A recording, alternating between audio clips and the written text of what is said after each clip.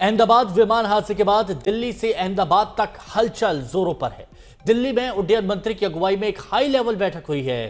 थोड़ी देर में अब प्रेस कॉन्फ्रेंस भी होने जा रही है और उधर अहमदाबाद में आज एक और शव मलबे से निकाला गया है। मलबे के ढेर से कल ब्लैक बॉक्स बरामद हो गया और अब सारा फोकस इस पे है कि आखिर यह हादसा हुआ कैसे, इसके पीछे की वजह क्या है। ब्लैक बॉक्स से ही ये पता चल सकता है कि आखिरी सेकंड में क्या कुछ हुआ था। विमान हादसे की जांच के लिए 8 एजेंसियां लगाई गई हैं। केंद्र सरकार ने भी एक एक्सपर्ट जांच टीम गठित की है। अहमदाबाद के सिविल अस्पताल में शवों की शिनाख्त के लिए परिजनों की डीएनए सैंपलिंग की जा रही है। अब तक 230 लोगों से ज्यादा लोगों ने सैंपल दे दिए हैं और ये सभी सैंपल फॉरेंसिक के लिए भेज दिए गए हैं। रिपोर्ट का इंतजार है ताकि जो लोग इंतजार कर रहे हैं उनको उनके अपनों का पार्थिव शरीर सौंपा जा सके। 275 लोगों की हादसे में मौत हुई थी अभी तक, लेकिन सिर्फ 7 लोगों की पहचान हुई है।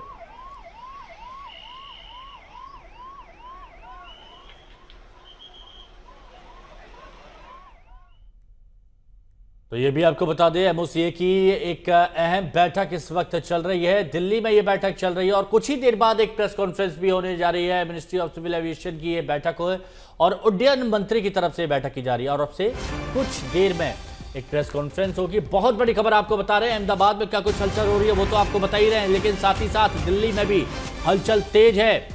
दिल्ली में उड्डयन मंत्री ने उच्च स्तरीय बैठक की है और अब से थोड़ी देर में प्रेस कॉन्फ्रेंस भी होने वाली है। तो बड़ी खबर इस वक्त की आपको बता रहे हैं, अहमदाबाद में जांच की जा रही है, अलग अलग एजेंसियां मामले की जांच कर रही हैं। तो वहीं दिल्ली में भी बैठकों का दौर जारी है और दिल्ली में एक उच्च स्तरीय बैठक भी हुई और अब से कुछ ही देर बाद इंतजार किया जा रहा है। तो दिल्ली से लेकर अहमदाबाद तक ये हलचल हो रही है। अतुल तिवारी हमारे सहयोगी हमारे साथ इस वक्त अहमदाबाद से जुड़े हुए हैं। अतुल, अभी जो खबर आई है, एक बड़ी खबर कि आज भी एक शव बरामद किया गया है विमान के पिछले हिस्से से, जो कि एक हॉस्टल और मेस की छत पर था। क्या जानकारी है इसके बारे में?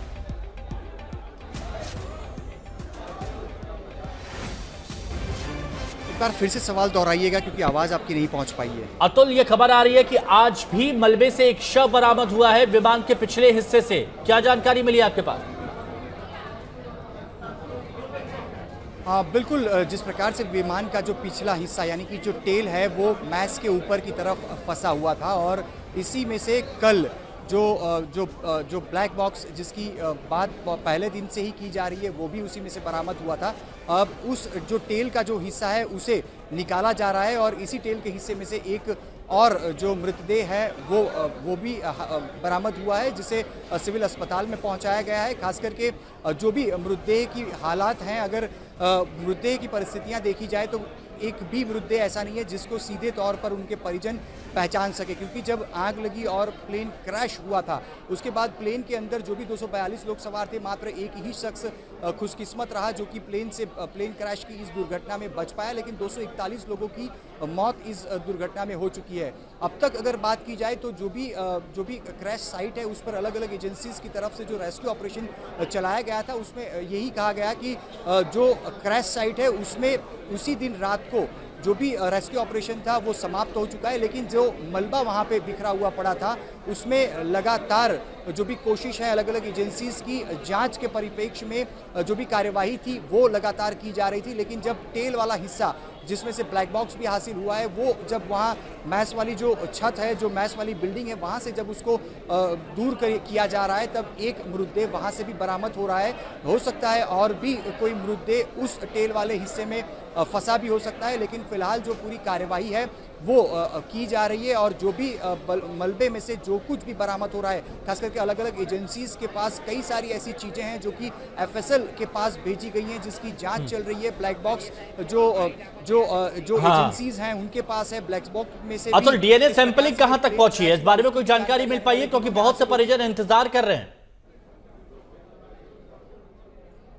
देखिए, सैंपलिंग की बात करें तो अब तक 252 जितने सैंपल्स जो हैं वो बीजे मेडिकल कॉलेज में कलेक्ट कर लिए गए हैं। जिस प्रकार से अब तक जानकारी हासिल हो पाई है, अब तक 13 ऐसे पैसेंजर्स हैं कि जिनके परिजन अभी तक सैंपल देने के लिए यहाँ नहीं पहुँचे हैं, जिनमें 13 इंटरनेशनल पैसेंजर्स हैं और 4 भारतीय पैसेंजर्स हैं। तो 13 जो मृतदेह हैं उनके परिजनों बिल्कुल, कई बार का विषम इंतजार परिस्थितियां रहा हो है। जाती है और ऐसे में हर कोई चाहता है कि जल्द से जल्द वो अपने लोगों के जो खो चुके हैं उनका पार्थिव शरीर उनको मिले। आप हमारे साथ बने रहिए। अहमदाबाद विमान हादसे का जो सबसे पहले लाइव वीडियो सामने आया था वो 17 साल के एक लड़के ने रिकॉर्ड किया था। जिस छत से वो वीडियो शूट किया गया वहां हमारी सहयोगी विद्या पहुंची और वहां से आपको रिपोर्ट दिखाते हैं।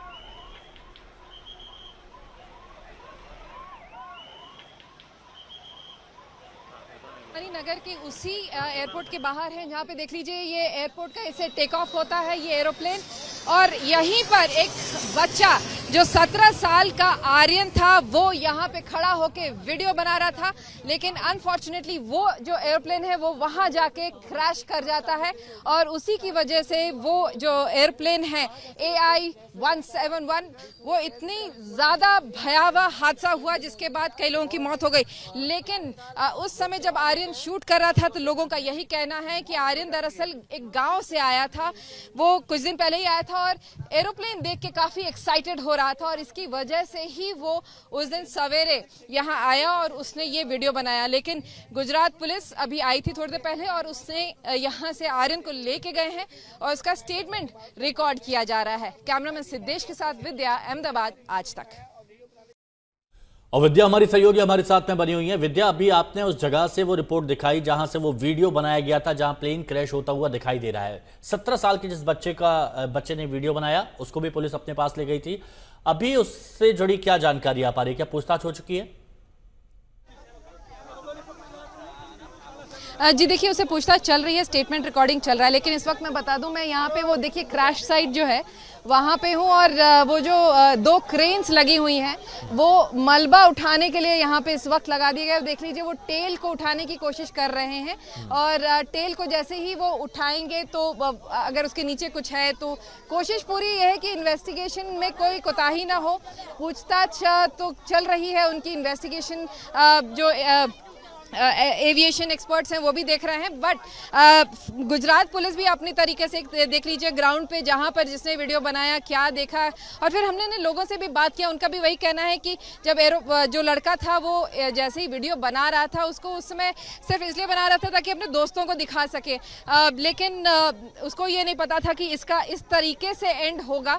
ऐसा ही उनके पड़ोसियों ने बताया है। लेकिन इस वक्त आप देख लीजिए मलबे के जो साइड पर है हम यहाँ पर क्रेन्स लगा के जिस तरीके से उठाने की कोशिश की, अभी थोड़ी देर पहले हमने देखा पूरी तरीके से क्रेन्स को लगा दिया गया था और अब क्रेन्स से इस पूरे मलबे को वो जो टेल पार्ट है जो हिट किया था अंदर मेस हॉल में उसको उठा के यहाँ पे लेकिन यहाँ पे गुजरात पुलिस आ गई है और यहाँ से भी पुलिस मीडिया के सारे कर्मियों को यहाँ से निकालने की कोशिश में लगी है।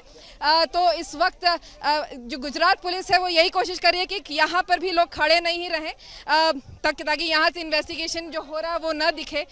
कोशिश इनकी यही है। देख लीजिए यहाँ यही है, ये सारे गुजरात पुलिस के अधिकारी जो इस वक्त यहाँ पर आए हुए हैं। तो इस वक्त जो इन्वेस्टिगेशन है वो चल रहा है, अलग अलग एजेंसीज अपनी काम करने में लगी हुई हैं और फिलहाल आप देख लीजिए जो मलबा जो है जो टेल पीस है उस पर जो खास तौर से इन्वेस्टिगेशन जो एविएशन ब्यूरो और का जो चल रहा है वो उस सब को लेके थोड़ी और गंभीरता से यहाँ पे काम हो रहा है। थोड़ी और सावधानी भी यहाँ पर बरती जा रही होगी क्योंकि अभी जो खबर आई थी कि टेल पार्ट से अभी एक और डेड बॉडी वहां से बरामद की गई है, तो ऐसे में अभी विशेष तौर पर सावधानी बरती जा रही होगी जब उसको क्रेन से पुल किया जा रहा होगा। तो